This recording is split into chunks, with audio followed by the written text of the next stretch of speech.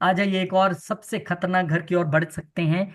इसलिए खतरनाक क्योंकि आठवां घर सुनते ही लोगों के माथे पे पसीना आता है, डर लगता है। क्योंकि ये घर हम कहते हैं कि मृत्यु का घर है। हम कहते हैं कि ये अचानक घटनाओं का घर है। हम कहते हैं कि ये आपकी उम्र बताने वाला घर है। लेकिन क्या इसकी इतनी ही पहचान है? नहीं, इसकी एक पहचान और है। वो है ट्रांसफॉर्मेशन। वो है आपकी जिंदगी में ये बदलाव ला सकता है। क्योंकि ये घर है पाताल लोक, सीक्रेटिव, सबसे सीक्रेटिव घर। इससे ज्यादा सीक्रेट घर कोई नहीं। लंबी से लंबी, खतरनाक से खतरनाक बीमारी जो बंदे की जान ले लेती है वो यहीं से पता लगती है। सीक्रेट दबी रहती है वो, और एकदम से फिर जमीन फाड़ के बाहर आएगी, पता लगेगा तो। आठवां घर आकाशीय आकाश का वह क्षेत्र है जो सूर्य के अस्त होने से ठीक पहले के घर का प्रतिनिधित्व करता है। यह मृत्यु और दीर्घकालिकता, विरासत और दिवालियापन। आपको पूछेगा कोई कि बताइए ना, क्या मेरे घर वाले मुझे मेरा हिस्सा देंगे, प्रॉपर्टी मिलेगी, इनहेरिटेंस मिलेगी कि नहीं मिलेगी? यहीं से पता चलेगा। इनहेरिटेंस आपको यहीं से देखना है। अचानक घटनाएं यहीं से देखनी है। मैंने अपनी एग्जांपल कई बार दी है कि जब मेरा एक्सीडेंट हुआ तो ये घर था उस वक्त, और राहु साथ में थे। राहु तो अचानक घटनाओं के लिए जाना ही जाता है, ऊपर से ये घर भी एक्टिवेट हो गया, बन गई कहानी। अचानक घटनाएं आठवें घर से देखी जाती हैं। जैसे कि एक बिच्छू से हमला होता है, अब वहां पे 8 नंबर लिखा है, मैं बताऊंगा आपको। जो राशि चक्र के प्राकृतिक आठवें चिन्ह, स्कॉर्पियो, वृश्चिक पढ़ी थी ना हमने, बिच्छू आठवां, वो यही है कालपुरुष की कुंडली में। जैसे बिच्छू भूमिगत गड्ढे बनाता है और छिप जाता है, छुपा हुआ खजाना यहीं से पता चलेगा। गुप्त ज्ञान, ये जो आप पढ़ रहे हो ना, मैं और आप बैठ के, ये यही है। एस्ट्रोलॉजी, गुप्त ज्ञान, तांत्रिक विज्ञान, सब यहीं से देखा जाता है। बड़े बड़े रिसर्चर्स जो पीएचडी करते हैं, बड़े बड़े साइंटिस्ट, वो यहीं से देखे जाते हैं। ये घर अच्छा है तो आप डंके की चोट पे कह सकते हैं कीजिए रिसर्च। ये घर जिनका अच्छा है उन लोगों ने ऐसी ऐसी इन्वेंशंस की हैं कि दुनिया आज तक उसका लाभ लेते आ रही है। तो ये घर इतना बुरा तो नहीं हो गया। इनहेरिटेंस भी मिल रही है, लंबी उम्र भी यहाँ से दिख रही है, यहाँ से रिसर्चेस भी चल रही हैं, यहाँ पे ट्रांसफॉर्मेशन भी है। यानी कि आपके जीवन में परिवर्तन लाने का काम भी यही घर करेगा।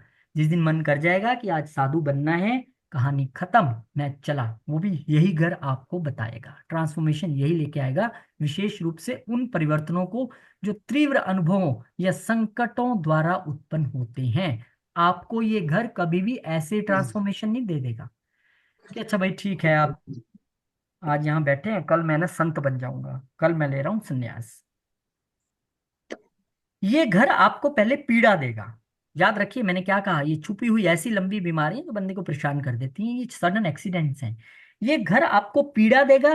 पीड़ा देने के बाद अगर आपका ये घर अच्छा है, स्ट्रांग है, आप एकदम से बच जाएंगे, और बचने के बाद आप कहेंगे मुझे मिला है दूसरा जीवन, अब मैंने जिंदगी अपनी चेंज करनी है, ना किसी से लड़ना है, ना झगड़ना है, कुछ नहीं करना है। एक छोटी सी कहानी अष्टम घर से जोड़ सकते हैं हम इसको। एक स्टूडेंट गुरुकुल में सबसे लड़ता रहता था, सबसे उसकी लड़ाई कलेश चलता रहता था।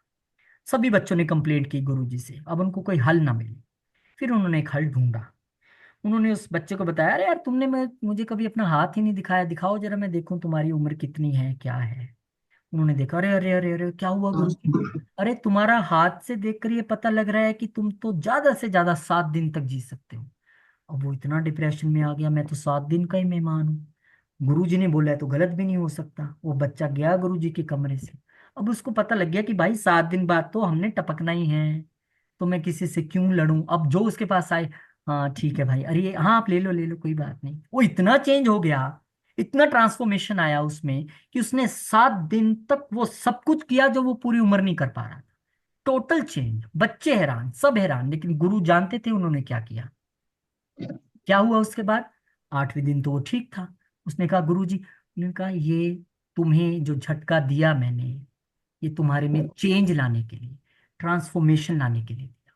और उसके बाद से फिर उसने कभी कुछ गलत नहीं किया। तो जीवन में अगर कुछ एकदम से घटित हो और वो बहुत बुरे वाला हो, तो आप समझ लेना कि आपके गुरु ने आपको झटका दिया है। अष्टम के जरिए अब समय आ गया है एक नया जीवन जीने का, ट्रांसफॉर्मेशन। तो अष्टम घर बहुत जरूरी है, इंपॉर्टेंट है। कोई आपसे पूछेगा मेरी लॉटरी लगेगी कि नहीं लगेगी, यहीं से देख के बताओ।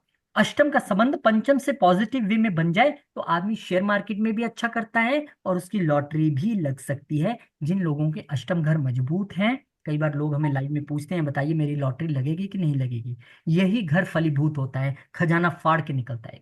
आज टिकट खरीदी, कल सुबह अखबार में आ गया नंबर, और बन गए रोडपति से करोड़पति। ये भी अष्टम घर ही बनाएगा। और एक चीज है अष्टम घर, सारे विवाहित पुरुष ध्यान से समझ लें, अष्टम घर आपका ससुराल भी है।